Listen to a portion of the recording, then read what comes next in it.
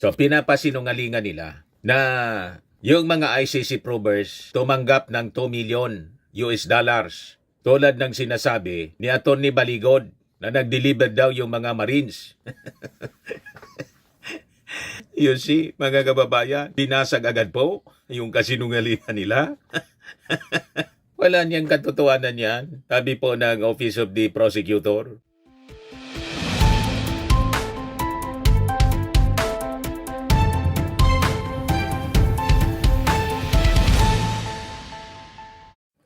Hello po mga kababayan, si Dante Maravillas. Matitindi yung mga developments ng balita ngayon. Yan mga kababayan, sabi dito sa report ng GMA. ICC Office of Prosecutor denies ex-Marines claims, asserts independence. Sabi naman mga kababayan ni dating Senador Antonio Trillanes, the allegations anya of supposed Marines were out to sabotage ICC proceedings to Duterte camp or ICC proceedings so Duterte camp can ask for a mistrial. Gusto niyang isabotahe ng kampo ni Digong. Yan ang intensyon ng grupo ni Atty. Libito Baligod. Ngayon, nagpalabas na po yung ICC Office of the Prosecutor. Ayan mga kababayan, ngayon pa lang, 1 hour ago, ICC statement on the allegations of Attorney Libito Baligod, the lawyer representing several ex-Marines regarding their cash delivery allegations. So sabi diyan sa statement ng ICC, the office independently collects the information relevant to its investigations, identifies the individuals from whom it collects witnesses' statements, and assesses the credibility, reliability, and relevance of all sources of information. It requests and receives and examines incriminating and exonerating evidence equally. The disclosure of information in the cases before the court is strictly regulated by the ICC legal framework and under the control of the independent ICC judges. As a matter of policy the office does not comment on operational matters with respect to ongoing investigations and prosecutions. This is essential to protect the integrity of the investigations and operations to ensure the safety and security of victims, witnesses, and all those with whom the office interacts, as well as its staff. The sources of evidence including names of staff and names of witnesses or institutions, organizations the office interacts with during its investigations are subject to confidentiality. The OTP activities are funded through the court's budget approved by the ICC Assembly of States Parties and subject to established oversight mechanisms. The costs related to OTP prosecutions and investigations activities including missions expenses are fully covered by the budget managed strictly by the office in an independent and transparent manner and in accordance with the ICC financial rules and regulations. Yan mismo mga kababayan ang naging payag ng ICC. So yung statement mga kababayan came after 18 personalities who were introduced as supposed ex-Marines with the lawyer Attorney Libby Baligod claimed that former Ako Bicol Party List Representative Saldico and former Senator Antonio Trillanes IV funded the hotel accommodations of the ICC probers, hinting corruption in the independent body's probe. So pinapasinungalingan nila na yung mga ICC probers tumanggap ng 2 million US dollars tulad ng sinasabi ni Atty. Baligod na nag-deliver daw yung mga Marines. You see, mga kababayan, binasag agad po yung kasinungalingan nila. Wala niyang katotohanan yan, sabi po ng Office of the Prosecutor. The costs related to OTP prosecutions and investigations activities including missions expenses are fully covered by this budget managed strictly by the office in an independent and transparent manner and in accordance with the ICC financial rules and regulation. Malinaw mga kababayan na gusto nilang siraan yung ICC, yung credibility ng ICC. Gustong palabasin nila kurakot yung mga ICC prosecutors, yung mga ICC investigators.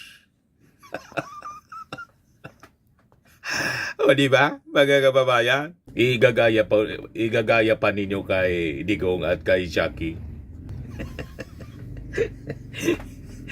Na naharap mga kababayan sa patong-patong na kaso na maling paggamit ng confidential funds. Pinapaidan ninyo ng pagduda.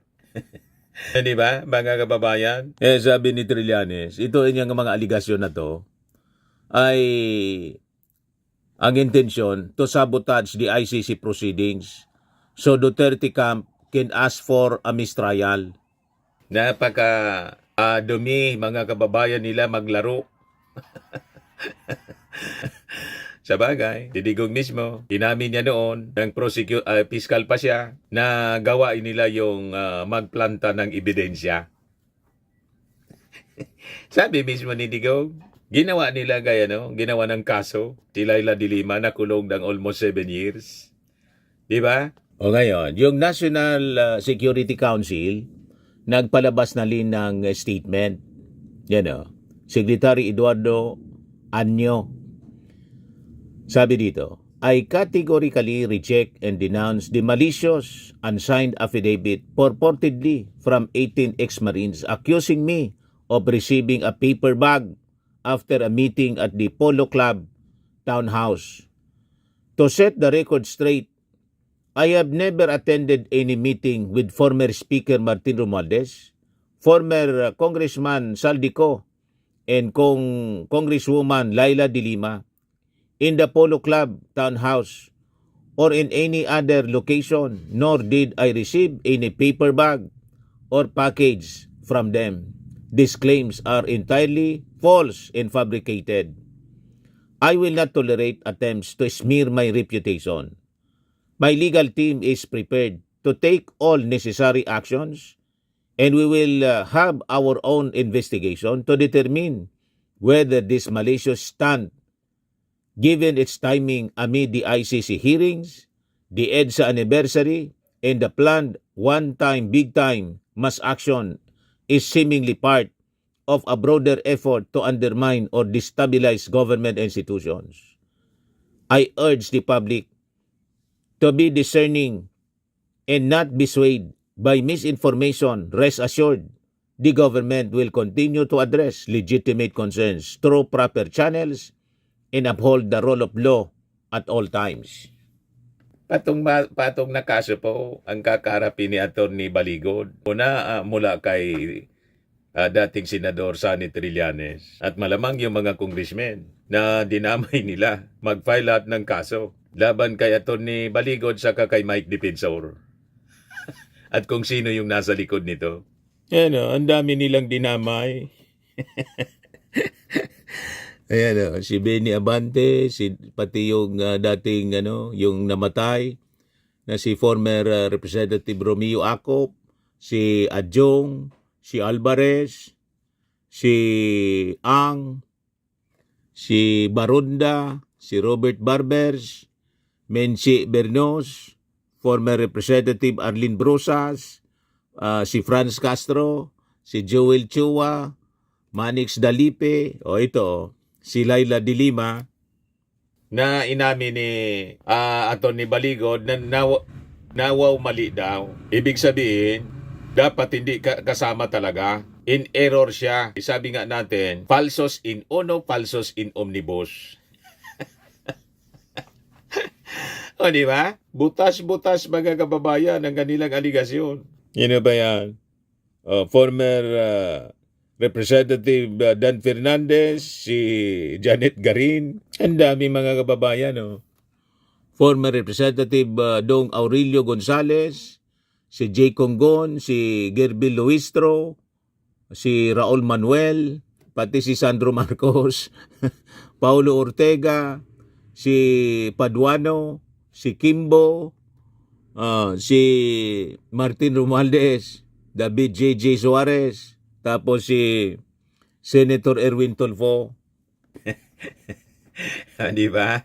Mga kababayan, ito yung mga Quadcom congressmen. Ngayon, pag-usapan natin, bakit po tinatarget nila ni Mike Defensor yung mga Quadcom congressmen? Hindi po aksidente ang pag-target ni Mike Defensor ang pag-atake niya sa Quadcom. Ito po ay kalkulado, strategic po siya. At higit sa lahat, desperado.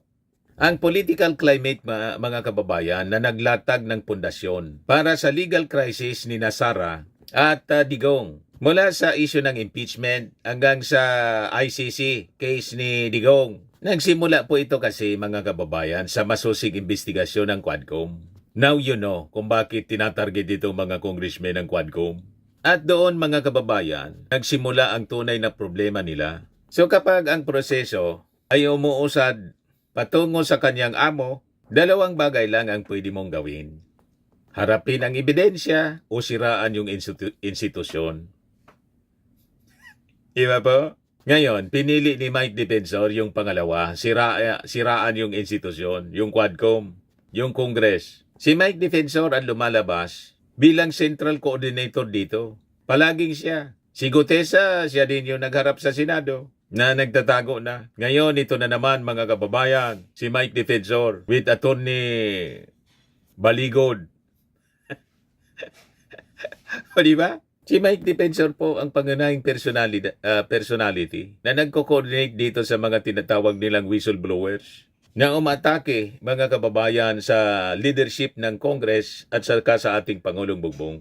At ngayon, ang target yung Quadcom. At bakit po, mga kababayan? Kasi po yung Quadcom ang siyang naglatag ng factual record na naging mitsa, mga kababayan, ng political and legal unraveling ng Duterte Black.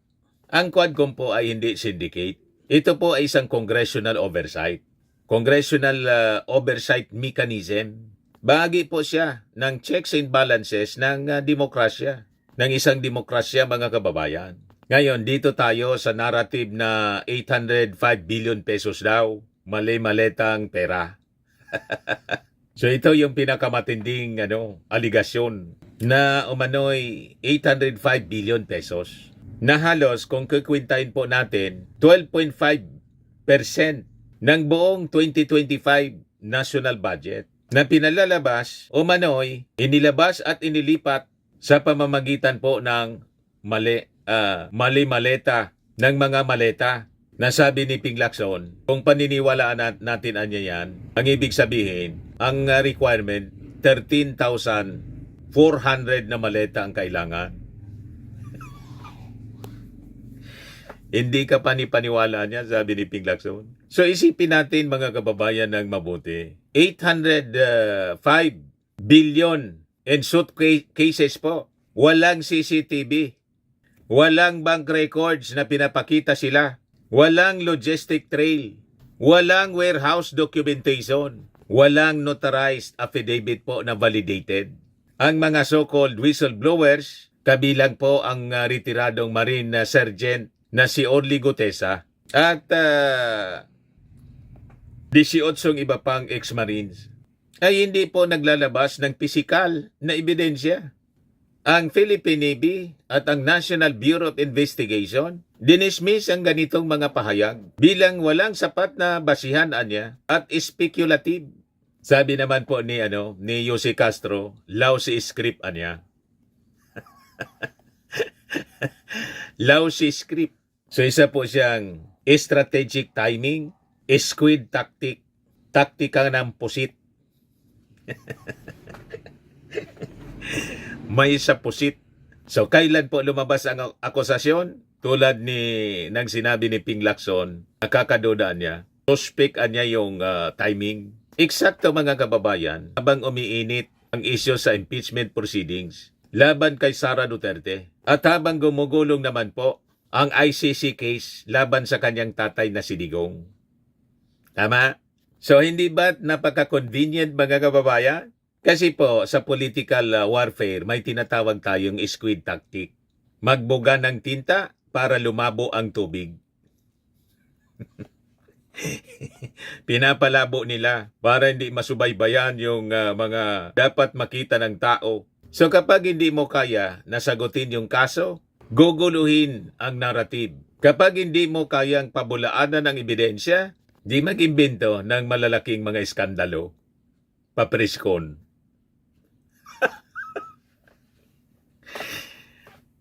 Kaya wala pong pumatol na mainstream media ng magpatawag. Net 25 lang po. Kaya lang ngayon, siyempre, napag-usapan na, ngayon, pinatulan na rin ng mainstream media. So ito po ang textbook ng diversion strategy. Nililihis ang kwento.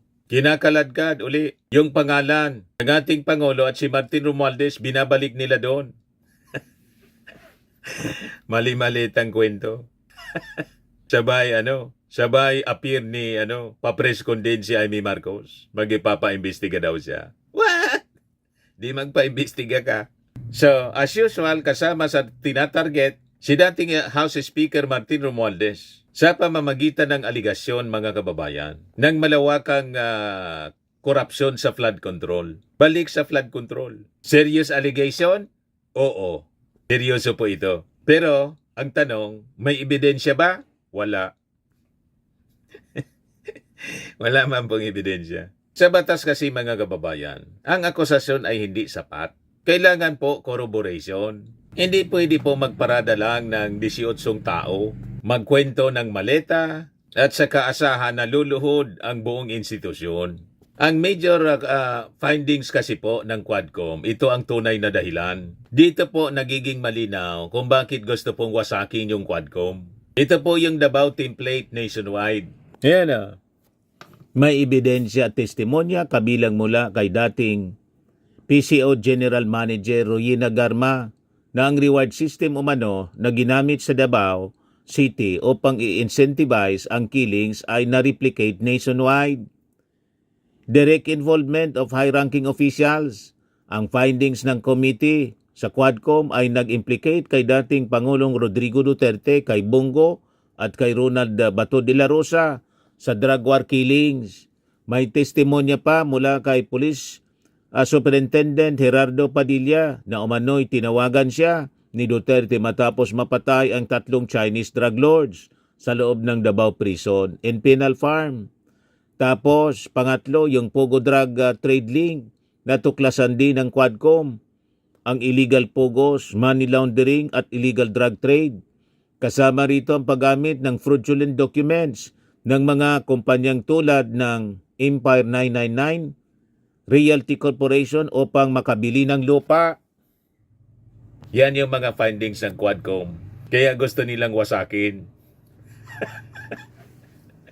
Yung mga congressmen na member ng Quadcom, isinabit po sa mali-malitang delivery ng pera.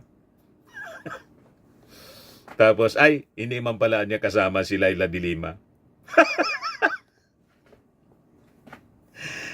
Sabi ni Anthony Baligon, oversight ko anya yon, in error ako. Nakita na ninyo. Ano pa?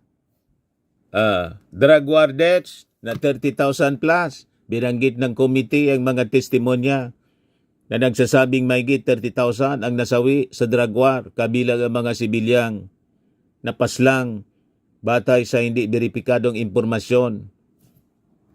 Yan ang mga lumabas sa Quadcom. Gustong siraan yung mga members ng Quadcom, ng mga congressmen. Gets na ninyo? So kapag mga ordinaryong mamamayan ang napaslang sa pamamagitan ng intel, maling intel, hindi na po yan collateral damage. Ang tawag dyan, breakdown ng rule of law, mga kababayan. Yun na na-expose. The breakdown of rule of law na-expose sa Quadcom hearing. Kaya gusto nilang siraan.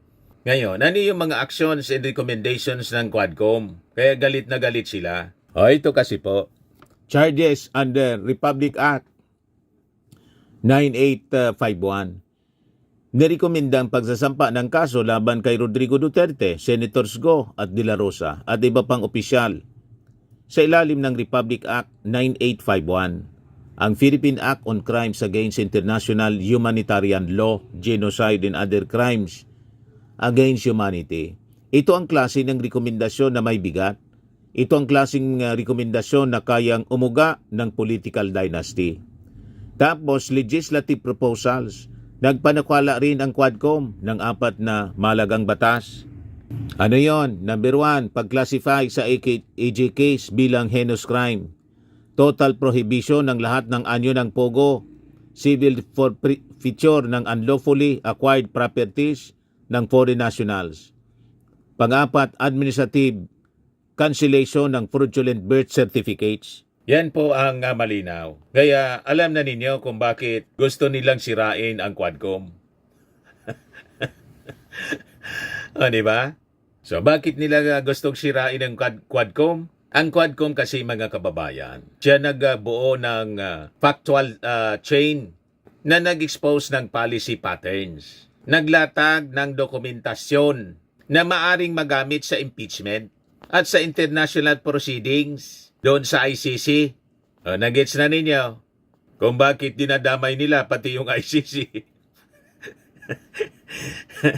O, diba? Yung Quadcom yung nag-recommend ng criminal charges, naglatag ng legislative reforms na popotol po sa power networks. Kaya po, kung mawawala ang kredibilidad ng Quadcom tulad ng gusto nilang gawin, mababawasan ang bigat ng lahat ng mga ito. Kaya ito ang kanilang sinusubukang wasakin. Nagets na ninyo, malalim po ang galawan ni Atty. Libito at ni Mike Defensor. So dito tayo sa legal and moral accountability. Hindi po libre ang paninirang puri.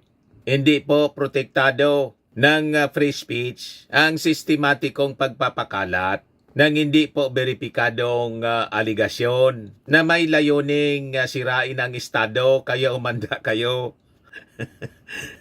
Nag-react na pati po yung National Security Advisor si Anyo.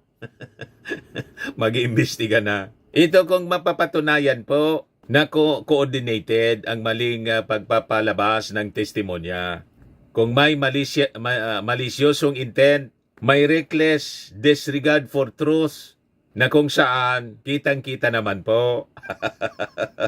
Maaari po itong pumasok sa larangan ng perjury, obstruction, o iba pang criminal liabilities. Kaya pinag-aaralan na po ito ng mga abogado. At malamang patong-patong na kaso yung kakarapin nila. Tama po? Kasi naman nila, martial law na niya, undeclared martial law. Sinisikil yung kanilang karapatang magsalita. Hindi po yun na karapatan ninyong magsalita, kundi ang ginagawa ninyo, gusto ninyong sabihin, may karapatan kayong manira. Hindi ninyo karapatang manira. Kasi po, ang demokrasya, may kalayaan po. Pero may responsibilidad din. Kapag ang dating mambabatas, na kagaya po ni Mike Defensor, ay nagiging sentro ng orchestrated destabilization narrative, gamit ang hindi beripikadong mga saksi, hindi na po ito simpleng oposisyon. Ito po ay tinatawag na calculated demolition job na po.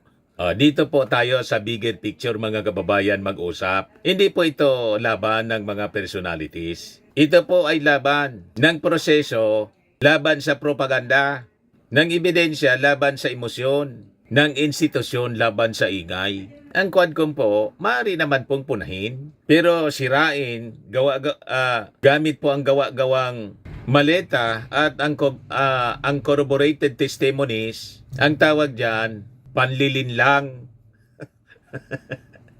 Diba po? Sa politika, mga kababayan, may dalawang uri ng laban. May laban po na hinaharap sa korte at ebidensya. At may laban na ginagawa po sa press conference at maleta.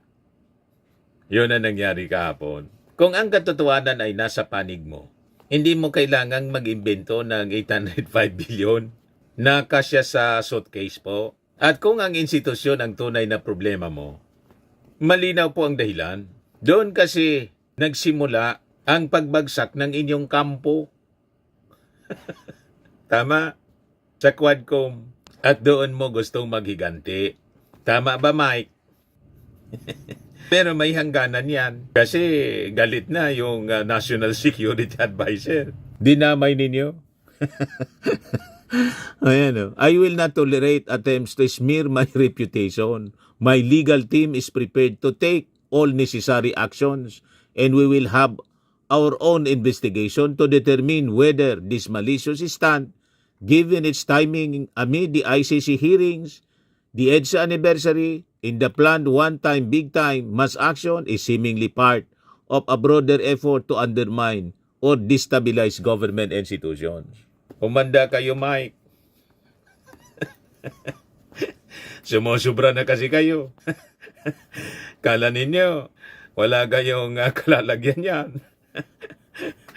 O, di ba? Ayan man lang po mga kababayan. Ako po si Dandy Maravillas. Bye-bye po. God bless.